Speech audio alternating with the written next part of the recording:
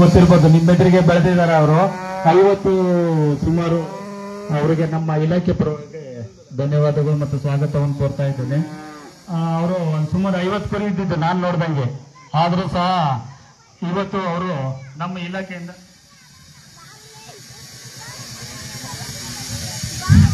ಇಲಾಖೆಯಲ್ಲಿ ಏನೇನು ಸಿಗುತ್ತೆ ಎಲ್ಲ ಸೌಲಭ್ಯ ಸಹಾಯಧನ ತಗೊಂಡ್ರು ಮತ್ತೆ ಅದಕ್ಕೋಸ್ಕರ ಕೆಲಸ ಮಾಡಿ ಮತ್ತೆ ಅದನ್ನ ಪ್ರಚಾರ ಪಡಿಸ್ತಾ ಇದ್ದಾರೆ. ನಮ್ಗೆ ಆಕ್ಚುಲಿ ಹೇಳ್ಬೇಕಂತಂದ್ರೆ ಈ NLM ಯೋಜನೆಯನ್ನ ನಮ್ಗಿಂತ ಹೆಚ್ಚಾಗಿ ಅವರು ಅನುಷ್ಠಾನ ಮಾಡ್ತಾ ಇರೋದು ಅಂತಂದ್ರೆ ದೊಡ್ಡರಾಜು ಅಂದ್ರೆ ಅತಿ ಓಕೆ, ಕ್ಷಮೆ ಇರಲಿ, ನಾವು ನಮ್ಮಿಂದ ಸ್ವಲ್ಪ ತಪ್ಪಾಗಿದೆ. ಕಾರ್ಯಕ್ರಮನ ಉದ್ಘಾಟನೆ ಮಾಡೋದನ್ನ ನಾವು ಮರ್ತ್ಬಿಟ್ವಿ. ಸೊ ಕಾರ್ಯಕ್ರಮದ ಉದ್ಘಾಟನೆನ ಎಲ್ಲ ಗಣ್ಯರು ಮಾಡ್ಕೊಡ್ಬೇಕು ಅಂತ ಕೇಳ್ಕೊತೀನಿ. ನಮ್ಮ ಜಯಚಂದ್ರ ಸಾಹೇಬರು ಮತ್ತೆ ಎಲ್ಲ ಗಣ್ಯರು.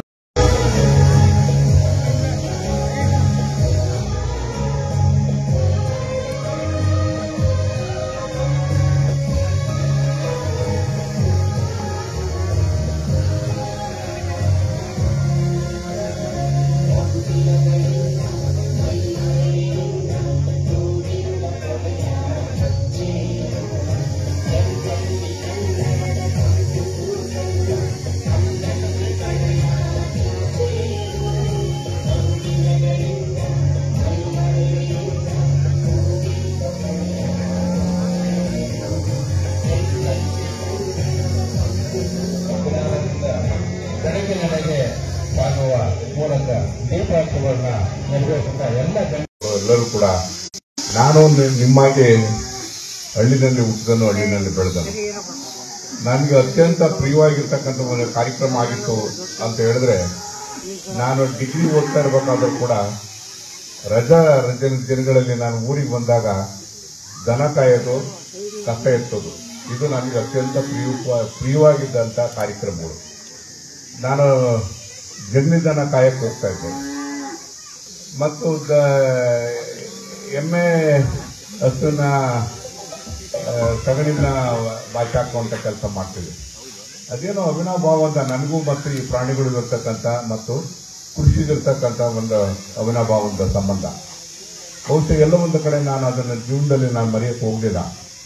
ಎಲ್ಲ ಒಂದು ಕಡೆಗೆ ಜನ ಆಶೀರ್ವಾದವನ್ನು ಮಾಡಿದಂಥ ಸಂದರ್ಭದಲ್ಲಿ ಜನಾಶೀರ್ವಾದವನ್ನು ಪಡೆದು ಹೋದಾಗ ಅವರ ಜನಗಳ ಋಣ ತೀರಿಸಬೇಕು ಅಂತ ನಾವು ಹುಟ್ಟಿದ ಮೇಲೆ ಅನೇಕ ಋಣಗಳನ್ನು ನಾವು ತೀರಿಸಬೇಕಾಗುತ್ತೆ.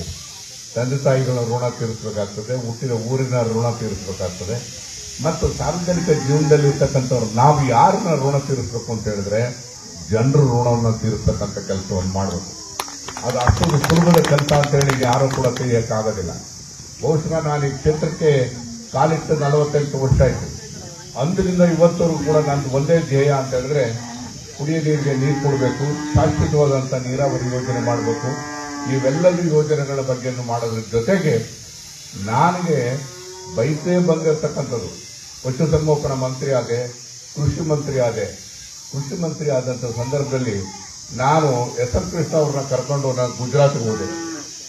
ಯಾವ ರೀತಿಯಾಗಿ ರಾಸುಗಳನ್ನ ಸಾಕ್ತಾರೆ ನೋಡ್ತಾರೆ ಅಂತಲೇ ತೋರಿಸೋದಕ್ಕೆ ಅವ್ರು ಕರ್ಕೊಂಡು ನಾನು ಗುಜರಾತ್ಗೆ ಹೋದೆ. ಹಾಗಾಗಿ ನಾನು ಅವ್ರಿಗೆ ಹೋಗಿ ಅವರ ಮನಸ್ಸು ಬದಲಾಯಿಸ್ತಕ್ಕಂಥ ಕೆಲಸವನ್ನು ಮಾಡಿ ಹಂತ ಹಂತವಾಗಿ ಕಾರ್ಯಕ್ರಮಗಳನ್ನ ರೂಪಿಸ್ತಕ್ಕಂಥ ಕೆಲಸವನ್ನು ಮಾಡಿದೆ. ನಾನು ಪಶುಸಂಗೋಪನಾ ಮಂತ್ರಿಯಾಗಿ ಕೃಷಿ ಮಂತ್ರಿಯಾಗಿ ಮಾಡಿದಂಥ ಕಾರ್ಯಕ್ರಮಗಳು ಕೂಡ ಇವತ್ತು ಶಾಶ್ವತವಾಗಿರತಕ್ಕಂಥದ್ದು ರೈತರಿಗೆ ವರವಾಗಿರತಕ್ಕಂಥ ಒಂದು ಕಾರ್ಯಕ್ರಮಗಳಾಗಿದೆ. ಎಲ್ಲಿ ಯಾಕೆ ನಾನು ಈ ಮಾತನ್ನು ಹೇಳ್ತೇನೆ ಅಂತ ಹೇಳಿದ್ರೆ, ನನಗೆ ಇದು ಮಾತಾಡೋಕ್ಕೆ ಹೆಚ್ಚು ಟೈಮ್ ಇಲ್ಲ. ಒಂದು ಮೀಟಿಂಗ್ ಹೋಗ್ಬೇಕಾಗುತ್ತೆ ನಾನು ಬಹಳ ಬೇಗ. ನಾನಿವತ್ತು ಎಮ್ದೋರೆಗೆ ಬರೋದಕ್ಕೆ ನನಗೇನು ಅಂತಂದ್ರೆ, ಎಮ್ದೋರೆ ಅಂತಂದ್ರೆ ನನಗೆಲ್ಲ ಒಂದು ರೀತಿಯಲ್ಲಿ ಒಂದು ಅವಿನಾಭಾವ ಸಂಬಂಧ. ಎಮ್ದೋರೆಗೆ ಹೋಗ್ಬೇಕು ಅಂದ್ರೆ ಖುಷಿ. ಅಲ್ಲಿರೋದನ್ನೆಲ್ಲ ಒಂದು ಲೀಡರ್ಗಳನ್ನ ಬೈಬೇಕು, ರೇಗ್ತಾ ಇರಬೇಕು, ಆದರೆ ನನಗೆ ಸಂತೋಷ ಆಗ್ತಕ್ಕಂಥದ್ದು. ಹಾಗಾಗಿ ಇವತ್ತು ನಾನು ಕನಸು ಕಟ್ಟಿದ್ದೇನು ಅಂತ ಹೇಳಿದ್ರೆ, ಸರ್ ಕೂಡ ಹೇಳ್ತೀನಿ, ರಾಜಕೀಯದಲ್ಲಿ ಮುಂದೆ ಇರ್ತಕ್ಕಂಥವ್ರು ನಾವು ಎಷ್ಟು ದಿವಸ ಇರ್ತೀವಿ ಹೋಗಲು ಗೊತ್ತಿಲ್ಲ. ನನಗಾಲೆ 76 ವರ್ಷ. ಈ ಎಮ್ದೊರೆ ಜಾಗದಲ್ಲಿ ನಾನು HCL ಫ್ಯಾಕ್ಟರಿನ ಮಾಡಬೇಕು ಅಂತೇಳಿ ನಾನು 10 ವರ್ಷದಿಂದ ಪ್ರಯತ್ನ ಪಟ್ಟೆ. ಆದರೆ ಒಂದೇ ಒಂದು ನನಗೆ ಅಡ್ಡಿ ಬಂದಿದ್ದು ಅಂತ ಹೇಳಿದ್ರೆ, ನೀರಿಲ್ಲ ಅನ್ನೋ ಕಾರಣಕ್ಕೋಸ್ಕರ HCL ಫ್ಯಾಕ್ಟರಿನ ನಾನೇ ಸ್ವತಃ ಗುಬ್ಬಿ ತಾಲೂಕಿಗೆ ತಗೊಂಡೋಗಿ ಹಾಕಿದೆ. ಅಲ್ಲಿ ನೀರಿತ್ತು ಹೇಮಾವತಿ, ಆ ಕಾರಣಕ್ಕೋಸ್ಕರ ಅಲ್ಲಿ HCL ಫ್ಯಾಕ್ಟರಿ ಆಯಿತು. ಈಗ ನಾನು ಶಪಥ ಮಾಡಿದ್ದೇನೆ, ಎಲ್ಲೋ ಒಂದು ಕಡೆಗೆ ಈ ಎಂದೊರೆಯಿಂದಲೇ ಯಾಕೆ ಏರೋಪ್ಲೇನು ಆರಬಾರ್ದು ಮುಗಲ್ನತ್ತ ಅಂತಕ್ಕಂಥದ್ದು ಆರ್ತದೋ ಬಿಡ್ತದೋ ಗೊತ್ತಿಲ್ಲ. ಆಗ ನನ್ನ ಪ್ರಯತ್ನ ಅಂತೂ ಇದೆ. ಯಾವ ಕಾರಣದಲ್ಲೂ ಸಹಿತ ನಾನು ಇದುವರೆ 48 ವರ್ಷದಲ್ಲಿ ಬಹಳ ಜನ ವಿರೋಧ ಮಾಡಿದಾಗಲೂ ಕೂಡ ಯಾವುದರಲ್ಲೂ ಕೂಡ ಸೋತಿಲ್ಲ. ನಾನು ಎಲೆಕ್ಷನ್ ಅಲ್ಲಿ ಸೋಲ್ತಿದ್ದೀನಿ ನೀವು ಎಲೆಕ್ಷನ್ ಸೋಲ್ತಿದ್ದೀನಿ. ಆದರೆ ನಾನು ಇಲ್ಲದ ಕೆಲಸವನ್ನಲ್ಲಿ ಯಾವತ್ತೂ ಕೂಡ ಸೋತಿಲ್ಲ. ದೇವರು ನನಗೆಲ್ಲ ಒಂದು ಕಡೆಗೆ ನಾನು ಈ ನಾಡಿನ ದೇವರುಗಳನ್ನೆಲ್ಲ ಪ್ರಾರ್ಥನೆ ಮಾಡ್ತಕ್ಕಂಥದ್ದು. ನನಗೇನಾದ್ರೂ ಶಕ್ತಿ ಕೊಟ್ಟರೆ ಏರೋಪ್ಲೇನು ಎಂದೊರೆಯಿಂದ ಮುಗುಲನ್ನು ನೋಡ್ತಕ್ಕಂಥ ರೀತಿಯಲ್ಲಿ ಆಗಬೇಕು ಅಂತಕ್ಕಂಥ ಆಸೆನೂ ಕೂಡ ಈ ಕಡೆ ಇರ್ತಕ್ಕಂಥ ಮಾತನ್ನು ಹೇಳಿ ನಾನು ಒಂದು ಬಹುಶಃ ಯಾಕೆ ನಾನು ಹೇಳ್ತೀನಿ ಅಂದ್ರೆ, ಇಲ್ಲಿ ನೋಡಿದಾಗ ನನಗೆ ಇದು ನಾನು 2008ರಿಂದಲೂ ಕೂಡ ಒಂದು ಪ್ರೀತಿಯಿಂದ ಕಾಣ್ತಕ್ಕಂಥ ಒಂದು ಭಾಗ. ಈ ಭಾಗ ಕೆರೆಯಾಗಲಿ ಕೆರೆಯಲ್ಲಿ ಆಗಿರ್ಬೋದು, ಇನ್ನೊಂದಾಗ್ಬೋದು, ಇಲ್ಲೆಲ್ಲ ಎಲ್ಲೋ ಒಂದು ಕಡೆಗೆ ನಮಗೂ ಒಂದು ದಿನಕ್ಕೆಲ್ಲ ಒಂದು ವಾರಕ್ಕಾರ ಒಂದು ದಿವಸ ನಮ್ಮ ಇದು ಮುಖಂಡರನ್ನೆಲ್ಲ ಮನಸ್ಸಿನಾಗ ಜ್ಞಾಪಿಸ್ಕೊಂತ ಇರ್ತೀನಿ. ಕಾರಣ ಏನು ಅಂತ ಹೇಳಿದ್ರೆ, ಇವತ್ತು ನನಗೆಲ್ಲ ಒಂದು ಕಡೆ ಈ ಸಂಬಂಧ ಅದನ್ನು ಬಿಡಿಸೋದಕ್ಕೆ ಸಾಧ್ಯ ಇಲ್ಲ. ನೋಡೋಣ ಏನೆಲ್ಲ ಆಗ್ತದೆ. ನಾನು ಕೈಲಾದಂಥ ಪ್ರಯತ್ನವನ್ನು ಮಾಡ್ತೀನಿ. ನಾನು ನನ್ನ ಬಯಸ್ತಕ್ಕಂಥದ್ದು, ನೀವು ವ್ಯವಸಾಯ ಮಾಡಿ ಬದುಕೋದಕ್ಕೆ ಕಷ್ಟ ಇದೆ.